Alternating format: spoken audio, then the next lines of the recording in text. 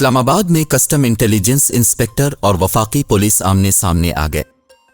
ज़राए के मुताबिक वफाकी पुलिस ने नॉन कस्टम पैड गाड़ी पकड़ने के लिए आए कस्टम हुक्काम और एहलकारों को हवालात भेज दिया।